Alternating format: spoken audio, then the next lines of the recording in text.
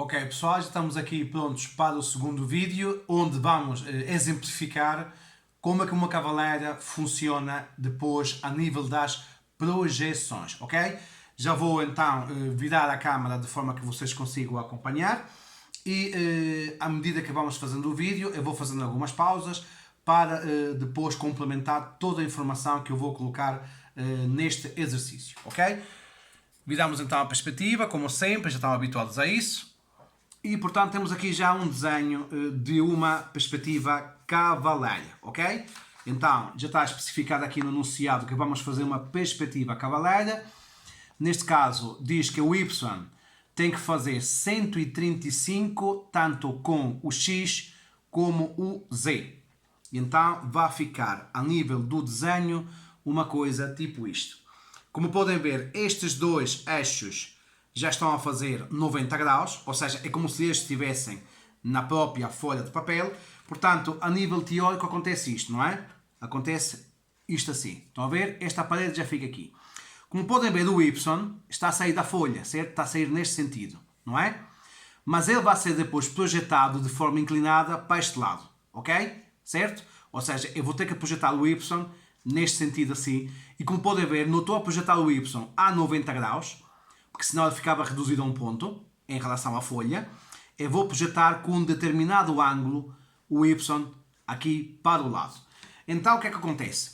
Quando eu represento o Y neste exercício, eu não estou a representar o Y mesmo. Coloquei aqui YP. O que é o YP? É o Y projetado, ou seja, não é o Y verdadeiro. O Y verdadeiro, pessoal, é este que está aqui, se vocês podem ver, é o lápis. Estão a ver? Ele está a sair aqui a 90 graus em relação à folha de papel. Portanto, este aqui é o Y verdadeiro. Este aqui é o Y verdadeiro. Este aqui, entre aspas, é o Y falso. Eles têm que me dizer como é que o Y vai ficar projetado aqui, neste caso. O habitual é que o ângulo que este Y projetado faz com os outros dois normalmente é sempre igual, ou seja, 185. Porque 185 com 185 dá 270, com 90 dá 360, ok? Mas não é obrigatório que seja sempre 185, 185. Às vezes pode ser 140, 130, 120, 150. Ou seja, estes dois têm que dar 270. O normal é ficar aqui a meio entre os dois, tá bem? Portanto, este Y não é o Y verdadeiro. E é isso que eu quero que vocês coloquem na vossa cabeça. Este Y é o Y projetado, não é o Y verdadeiro. O Y verdadeiro está aqui, representado pelo meu lápis. Este é o Y verdadeiro. Agora, qual a vantagem de uma cavaleira? O X e o Z está tudo em verdadeira grandeza. Ou seja, tudo neste exercício, referente às abscissas e referente às cotas, vai poder ser marcado em tamanho real. A única coordenada que aqui eu não posso marcar diretamente é esta. E agora, no enunciado, como vocês podem ver por baixo, diz assim: a direção das projetantes é de 50 graus. Vamos ver uma coisa. Tudo que eu tiver aqui no Y verdadeiro, vou colocar a câmera aqui assim, desta forma, para que vocês consigam ver. Estão a ver? Portanto, está mesmo a 90 graus, certo? Está mesmo a 90 graus com estes dois, certo? Este é o Y verdadeiro. Para eu marcar estas medidas que estejam aqui neste Y, neste outro Y, como vocês podem ver, tem que ter aqui um ângulo, certo? Com a folha. Eu tenho que projetar tudo isto aqui com um determinado ângulo. Esse ângulo, que é este que está aqui, nunca pode ser de 45. Nunca. Porquê? Vejam o seguinte. Se este lápis medir 10 cm e eu projetar a 45 graus com a folha, para aqui, o que é que acontece? Se isto aqui é 10 e projeto a 45 graus, aqui também vai ficar 10. Não sei se me faço entender, ok? Logo, se eu projeto a 45 graus, não vou ter coeficiente de redução nenhum, porque o que tiver aqui vai corresponder ao que está aqui, certo? Por isso, o ângulo da projetante nunca pode ser igual a 45. Tem que ser sempre 50, 55, 60, etc. Ou seja, maior do que 45. Agora veja o seguinte. Se eu pegar nos mesmos 10 centímetros que estão aqui do lápis e projetar um ângulo mais inclinado, que é tipo 60 graus aqui, na folha, 60 graus, o meu dedo vai bater aqui. Como podem ver, o comprimento do lápis, que era 10, passou a ficar muito mais pequenino, certo? Ok? Então aí eu consegui realmente reduzir a medida. Logo, isto aqui era 10, vamos imaginar que isto aqui era 10, se eu projetar a 60 graus com a folha, a 60 graus para este eixo, o ângulo vai dar mais ou menos aqui, certo? E podem verificar realmente que o meu dedo, esta distância daqui, que vai daqui até aqui, entre os meus dois dedos, é muito inferior à medida do próprio lápis, ok? E é isso que nós temos que saber reduzir. E como é que se faz isso? Da seguinte forma, também muito fácil. O Y verdadeiro, que é este, e o Y falso definem um plano, que está aqui. Estão a ver? Este plano que está aqui, certo? Portanto, isto aqui é o Y verdadeiro, que está a sair da folha a 90 graus. Isto aqui, o Y falso que eles deram. Este e este definem um plano, certo? O que é que acontece? Eu posso deixar cair esse plano para baixo, assim, ou também posso deixar cair o plano para cima, assim, certo? E o que é obrigatório? É que o Y falso e o Y verdadeiro façam 90 graus, como está aqui, estão a ver? Está a fazer aqui 90 graus, certo? Ok. Então, o Y falso está aqui, o Y verdadeiro é este, certo? Este aqui é o Y verdadeiro.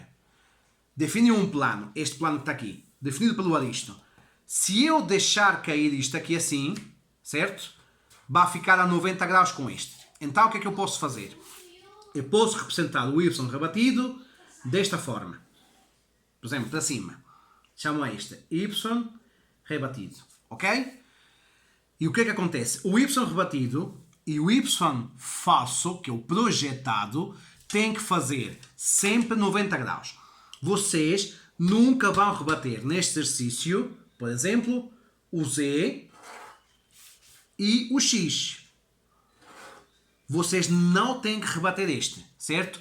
Porque tanto o X como o Z estão em tamanho real, já estão na folha. Esta parede está direitinha, não tem que fazer nada, ok? A única coordenada que vai reduzir é esta. Então agora vamos tentar marcar um ponto. A, 2, 6 e 3, por exemplo. Então o que acontece? Imaginemos que eu quero marcar o ponto aqui, primeiro, no chão, certo? Quero marcar o A1. Quero achar o ponto A1 aqui em baixo para depois subir, certo? O que é que eu vou fazer? O 2 de abscissa, posso vir aqui e marcar aqui o 2 de abscissa. Automaticamente, certo? O que é que acontece? Os 3 não vou marcar aqui primeiro, certo? Não posso marcar aqui, certo? Supostamente podia marcar aqui. Mas eu preciso saber o ângulo da projetante, ok? Que neste caso eu coloquei no exercício aqui em cima, 50 graus. O que é que vocês fazem?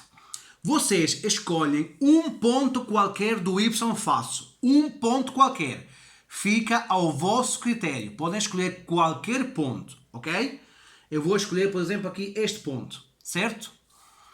Nesse ponto, como vocês deixaram a placa definida pelo Y falso e pelo Y verdadeiro cair para cima, desta forma, neste ponto, e virado para cima, vocês vão marcar o ângulo em relação ao chão, que neste caso é 50 graus. Está aqui, 50 graus, certo?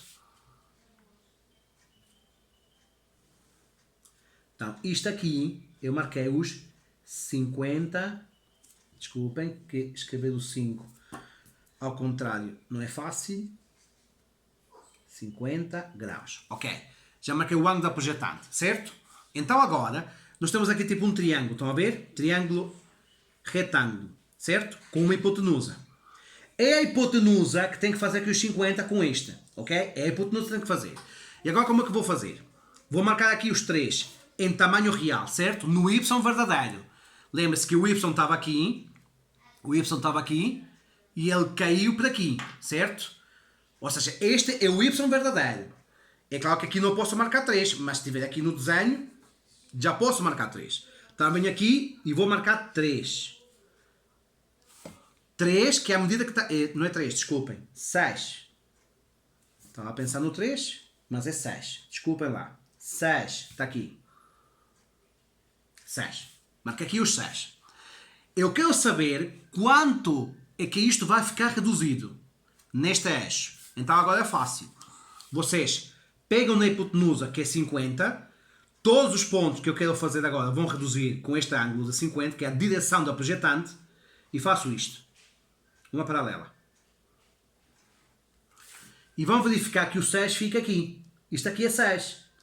Mas se eu vir aqui com o aristo, vão verificar que isto não mede 6. Mede 5,1. Ou seja, os 6 centímetros, que era para marcar no y verdadeiro, os 6 centímetros que estavam no enunciado do y verdadeiro, com uma projetante de 50 graus, ficam reduzidos a 5,1. Se eu tivesse feito uma projetante de 45, aqui ficava 6, aqui ficava 6. Portanto, é por isso que a projetante nunca pode ser de 45.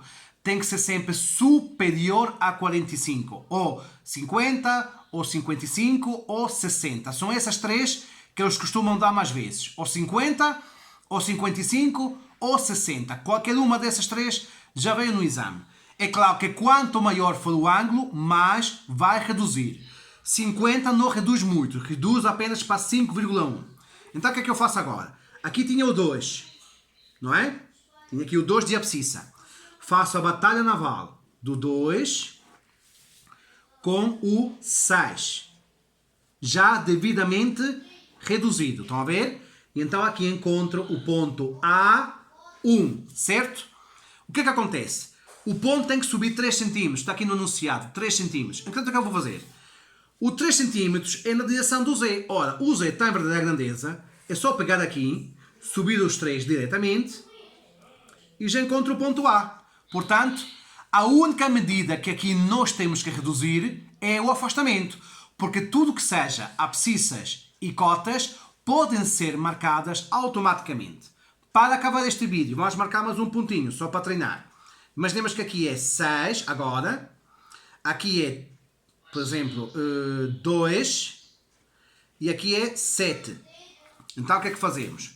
O 6 podemos marcar aqui, marcamos os 6, depois os 2 de afastamento vou marcar primeiro no y rebatido, em tamanho real, está aqui os 2, mas eu sei que deve ser projetado com uma projetante de 50, eu já marquei, basta fazer uma paralela a essa hipotenusa, vou reduzir, bate o 2 aqui, vão verificar que o 2 ficou reduzido a 1,7, agora faço batalha naval do 2 com o 6 que estava aqui, com o 6, isso vai dar o B1, está no chão, mas como ele não está no chão, ele tem que subir, neste caso, ainda 7 cm, mas eu posso automaticamente vir aqui e subir 7 cm em relação ao Z e ficamos aqui com o ponto B, certo? E portanto, como vocês podem ver, a perspectiva cavaleira é muito mais fácil, na minha opinião, de trabalhar do que a perspectiva isométrica, que está assim, certo? Porque aí vocês têm que rebater os pontos todos. Vão ter que fazer a redução em cada um dos eixos. Então, se for uma trimetria, vão ter que fazer obrigatoriamente a redução dos 3 eixos. Na cavaleira e na militar, só há um eixo que vai reduzir. Os outros 2 eixos não devem reduzir nada. Podem marcar tudo diretamente, ok? Vou mandar um exercício para vocês treinar. Não esquecer que na quarta-feira eu não vou lançar vídeo porque vou estar na escola das 8h30 às 10h30 e vamos tirar dúvidas, não sobre isto concretamente, porque isto eu posso dar através do YouTube, mas vou tirar dúvidas sobre interseções e sobre sombras, que são as matérias que nós temos que rever para o exame. Volto a mencionar que estes vídeos só devem ser vistos por quem vai fazer o exame. Quem não vai fazer o exame não é necessário ver. Se já agora verem e quiserem fazer os exercícios, também fazem bem, porque sempre estão a aprender alguma coisa nova. Tudo bom, pessoal? Espero que não haja dúvidas. Se houver dúvidas, vocês colocam na plataforma, mas penso que não vai haver dúvidas, porque vão perceber que a cavalaria militar é muito mais fácil do que a isometria, a dimetria e trimetria. E, neste caso, um cumprimento para todos e até quarta-feira de manhã na escola, novamente para tirar dúvidas. Tudo bom, pessoal? E um abraço.